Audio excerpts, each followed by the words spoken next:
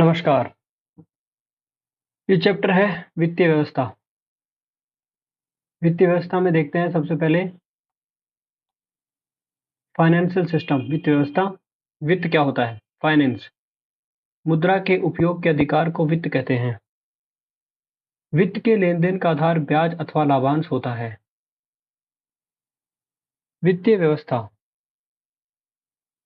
वित्तीय व्यवस्था अर्थव्यवस्था का वह बाजार जहां वित्त का लेन-देन अधिके वाले क्षेत्र से कमी वाले क्षेत्र की ओर किया जाता है, वित्तीय बाजार कहलाता है।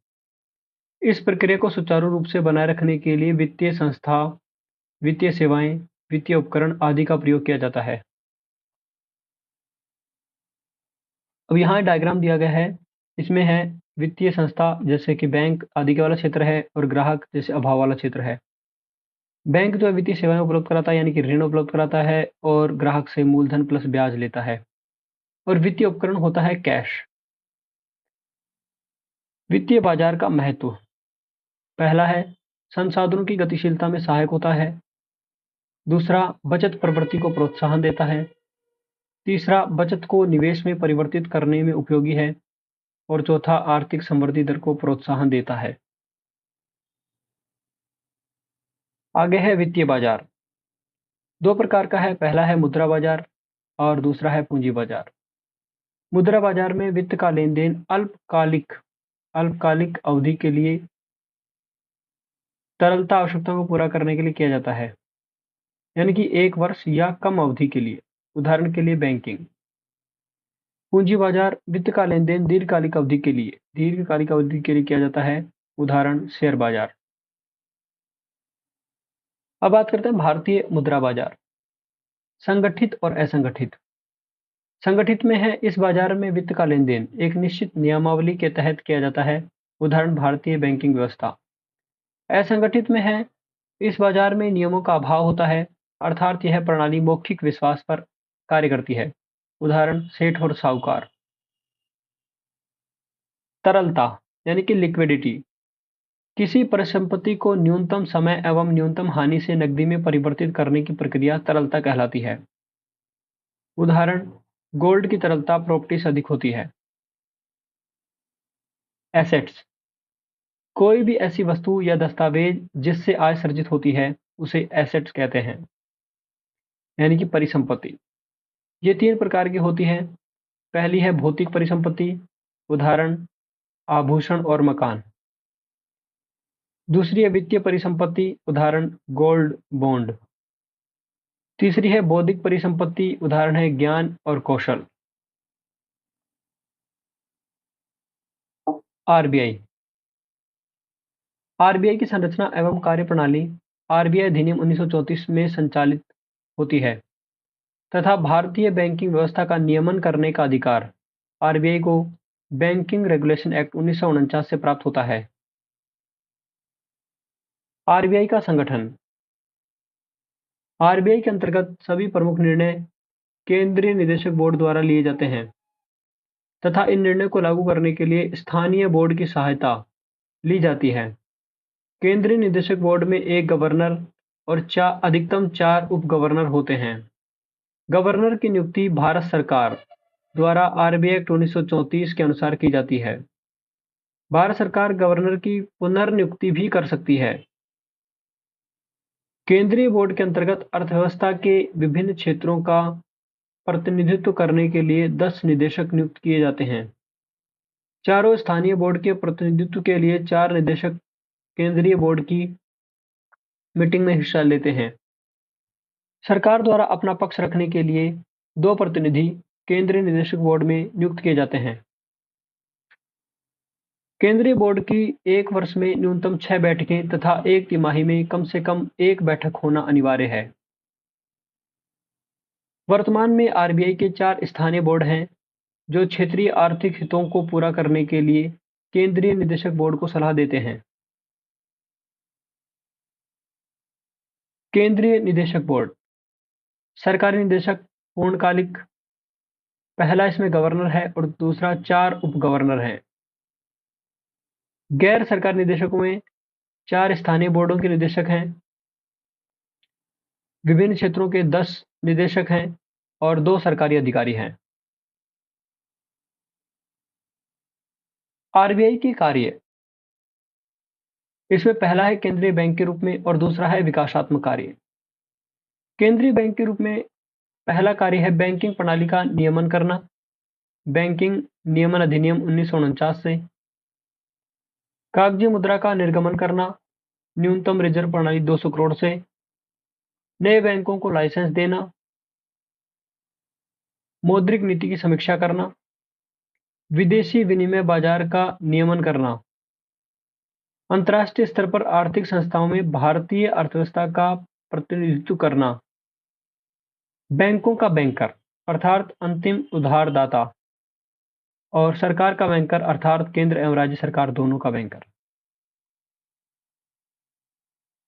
विकासात्मक कार्य में वित्तीय समावेशन का विस्तार करना, वित्तीय साक्षरता में सुधार करना, वित्तीय व्यवस्था का आधुनिकीकरण करना, सरकार की राजकोषीय नीति के साथ सामंजस्य बनाए रखते हुए आर्थिक समृद्धि दर को बढ़ाना।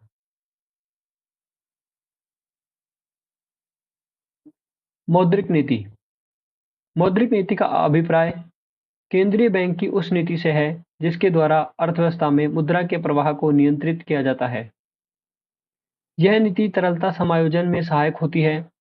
यह देश की आर्थिक नीति का वह हिस्सा है जिसके द्वारा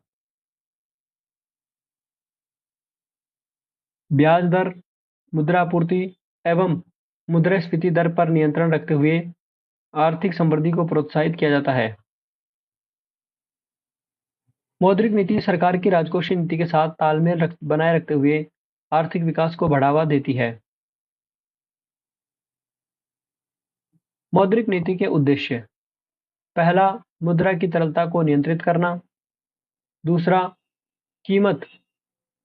कीमत स्थिरता, विनिमय स्थिरता को बनाए रखना। तीसरा, आर्थिक समृद्धि एवं मुद्रास्फीति दर के मध्य तालमेल बनाना।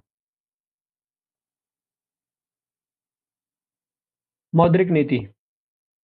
मौद्रिक नीति दो प्रकार की है: सस्ती या विस्तारित मौद्रिक नीति और दूसरी कठोर या संकुचित मौद्रिक नीति। सस्ती मौद्रिक नीति में देखते हैं, इसके अंतर्गत ब्याज दरों में कमी आती है। दूसरा, इसका उद्देश्य तरलता में वृद्धि करके औद्योगिक उत्पादन को बढ़ाना होता है।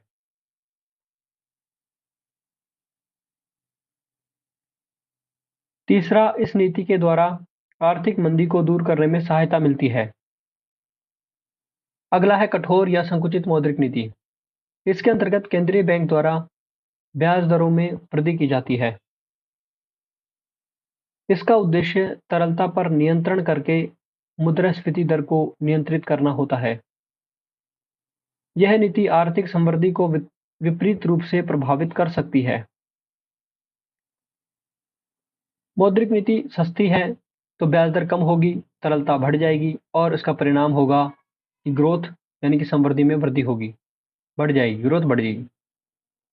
लेकिन अगर सस्ती मौद्रिक नीति हो तो उसका विपरीत प्रभाव हो सकता है कि ग्रोथ ना बढ़ के इन्फ्लेशन बढ़ जाए। इन्फ्लेशन बढ़ जाए तो ये इसका विपरीत प्रभाव होगा। कठोर मौद्रिक नीति जब अपनाई जाएगी आरबीआई द्वारा तो ब्याज दर बढ़ जाएगी, तरलता कम हो जाएगी, इससे इन्फ्लेशन कंट्रोल आएगी। लेकिन अगर कठोर मौद्रिक नीति का विपरीत प्रभाव हो जाए तो इन्फ्लेशन कंट्रोल आने की बजाय जो ग्रोथ है उसमें कमी आ जाएगी। मई 2016 में आरबीआई एक्ट 1934 में संशोधन किया गया, जिसके अंतर्गत लचीली मुद्रास्फीति दर का लक्ष्य निर्धारित करने हेतु आरबीआई को सांविधिक अधिकार प्रदान किए गए। संशोधित अधिनियम में यह प्रावधान किया गया कि भारत सरकार आरबीआई के साथ परामर्श करके प्रत्येक 5 वर्ष में एक बार मुद्रास्फीति लक्ष्य का निर्धारण करेगी।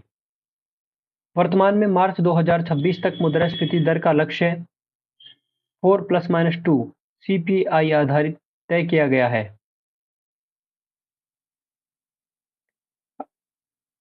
अब आगे है मौद्रिक नीति के कुछ उपकरण दिए गए हैं, इनको समझते हैं। मौद्रिक नीति के उपकरणों में है, मौद्रिक नीति को बोलते हैं साख नियंत्रण की नीति। कुछ मात्रात्मक है और कुछ चयनात्मक है। पहले मात्रात्मक देखते हैं। मात्रात्मक में पहला है LAF, लिक्विडिटी एडजस्टमेंट फैसिलिटी। इसमें है रेपो रेट और रिवर्स रेपो रेट। दूसरा है VRR, वेरिएबल रिजर्व रेशियो। इसमें है CRR और SLR। तीसरा है OMO, ओपन मार्केट ऑपरेशंस। चौथा है बैंक रेट और पांचवा है MSF rate, marginal standing facilities. चयनात्मक उपकरण में है पहला है साख की राशनिंग, दूसरा मार्जिनल लिमिट कंट्रोल और तीसरा है नैतिक दबाव।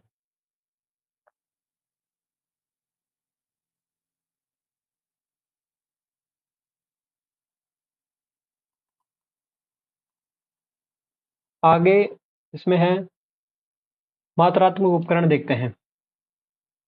मात्रात्मक उपकरण, इसके अंतर्गत RBI अर्थव्यवस्था में केवल मुद्रा की मात्रा को नियंत्रित करने का प्रयास करता है। यह प्रत्यक्ष रूप से मुद्रा आपूर्ति के नियंत्रण में सहायक है। इसके अंतर्गत निम्नलिखित उपकरण शामिल हैं। पहला है LAF, तरलता समायोजन सुविधा, लिक्विडिटी एडजस्टमेंट फैसिलिटी। इसके अंतर्गत RBI अर्थव्यवस्था में अल्पकालिक अवधि की तरलता को समायोजित करता है, अर्थात यह मौद्रिक नीति के उद्देश्यों को अल्पकालिक अवधि तक पूरा कर सकता है। इसके निम्नलिखित दो उपकरण हैं। पहला है रेपो रेट, वह ब्याज दर जिसके आधार पर RBI अनुसूचित व्यापारिक बैंकों को अल्पकालिक अवधि के लिए ऋण देता है, रेपो रेट कहलाती है। इस प्रक्रिया में ऋण का आधार वैध प्रतिभूतियां या वैलिड सिक्योरिटीज होती हैं। दूसरा है रिवर्स रेपो रेट, वह ब्याज दर जिसके आधार पर RBI मुद्रा बाजार से अतिरिक्त तरलता का अवशोषण करता है, रिवर्स रेपो रेट कहलाती है। अर्थात रिवर्स रेपो रेट के आधार पर RBI अनुसूचित व्यापारिक बैंकों से अल्पकालिक अवधि के लिए ऋण लेता है। रिवर्स रेपो रेट जब बढ़ता है तो तरलता कम हो जाती है। आगे है प्रतिभूति यानी कि सिक्योरिटी। ये दो प्रकार की होती है, डेट सिक्योरिटी और शेयर सिक्योरिटी।